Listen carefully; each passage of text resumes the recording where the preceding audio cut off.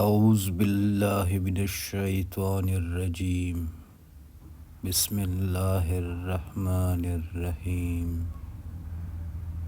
وانزلنا الیک الکتاب بالحق مصدقا لما بین یدیہ من الکتاب ومہیمنا علیہ فاحکم بینہم بما انزل اللہ ولا تتبع اہواءہم عما جاءک من الحق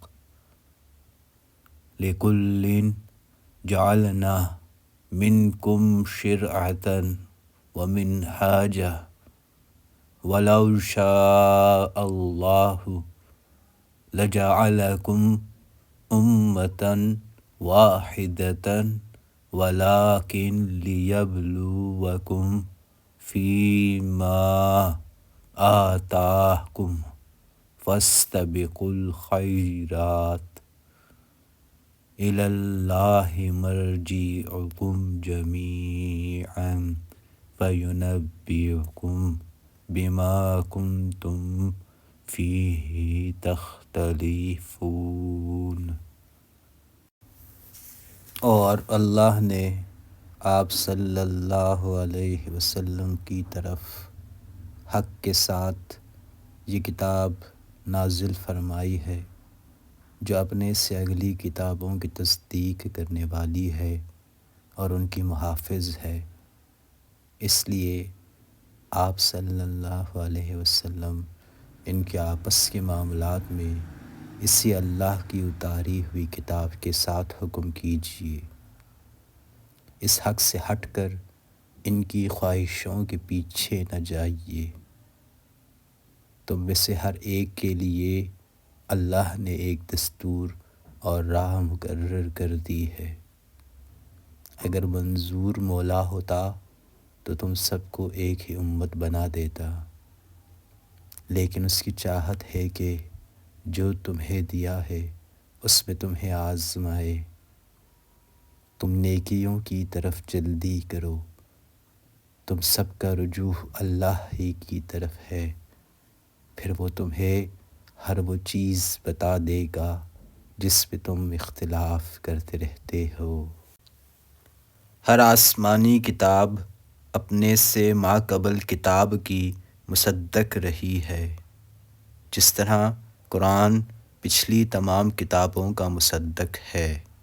اور تصدیق کا مطلب ہے کہ یہ ساری کتابیں فی الواقعہ اللہ کی نازل کردہ ہیں، لیکن قرآن مصدق ہونے کے ساتھ ساتھ محیمین یعنی محافظ، امین، شاہد، حاکم بھی ہے۔ یعنی پچھلی کتابوں میں چونکہ تحریف و تغیر بھی ہوئی ہے، اس لیے قرآن کا فیصلہ ناطق ہوگا، جس کو یہ صحیح قرار دے گا وہی صحیح ہے، باقی باطل ہے۔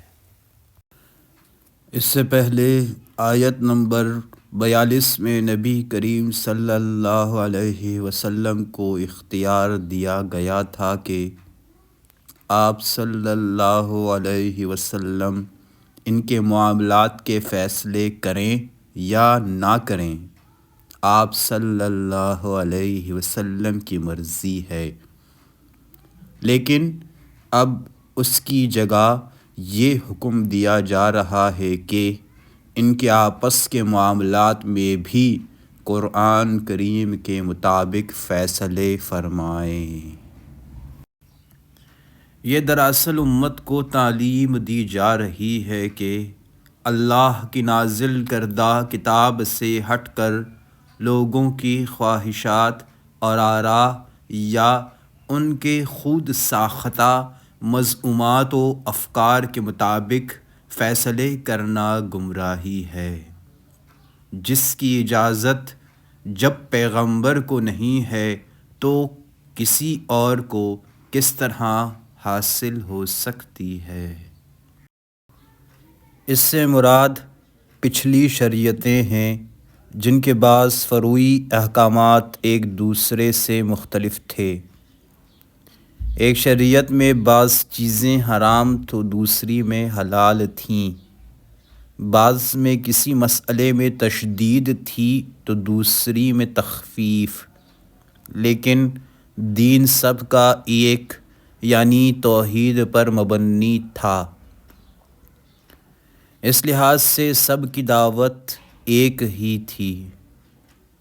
اس مضمون کو ایک حدیث میں اس طرح بیان کیا گیا ہے: ہم انبیاء کی جماعت الاتی بائی ہیں، ہمارا دین ایک ہے۔ الاتی بائی وہ ہوتے ہیں جن کی مائیں تو مختلف ہوں، باپ ایک ہو۔ مطلب یہ ہے کہ ان کا دین ایک ہی تھا اور شریعتیں مختلف تھیں، لیکن شریعت محمد صلی اللہ علیہ وسلم کے بعد اب ساری شریعتیں بھی منسوخ ہو گئی ہیں اور اب دین بھی ایک ہے اور شریعت بھی ایک۔